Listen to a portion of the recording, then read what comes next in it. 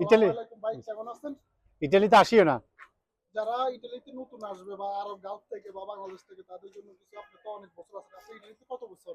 আর 16 বছর হয়ে গেছে। 16 বছর। তো আপনি ইটালিতে 16 বছর আছেন, ইটালির পরিস্থিতি হিসেবে কিছুটা এখন আরো খারাপ দেই, আচ্ছা, মানুষ আইতেছে, অনেক লোক মারা যাইতেছে এই মাসের 7 তারিখ। যারা আরব দেশ থেকে আইতেছে হতাশ সেখানে আই। আচ্ছা আচ্ছা, ধরেন আরব দেশে 80-70 হাজার টাকা পায়, এখানে আসি কি আরো বেশি কামাইতে পারে? আজ হত হলো 70 মধ্যে 2-1 জন ভালো থাকা, বেশি মানুষ কষ্ট করে। তাহলে তো আমি মনে করি আরব গাল থেকে না আসাই ভালো। তো এটা বেটার ভালো তো। অনেকে আরব গাল তো অনেক ভালো পজিশন আছে, টুরিস্ট চলে আসে এখানে 50,000 টাকা 60,000 টাকা খরচ আছে কি গো। আচ্ছা আচ্ছা, রেস্টুরেন্ট তো কাজ করলে কি রকম স্যালারি পাওয়া যায় বা কি আসলে বিষয়?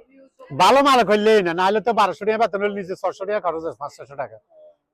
তো আপনার মতামত হিসেবে তাহলে ইটালিতে আমি মনে করি যারা আরব দেশে আছে ভালো পজিশনে আছে এরা না আটাই বেটার। হচ্ছে ও আল্লাহ হাফেজ। ভালো থাকবেন, আল্লাহ হাফেজ। হ্যাঁ।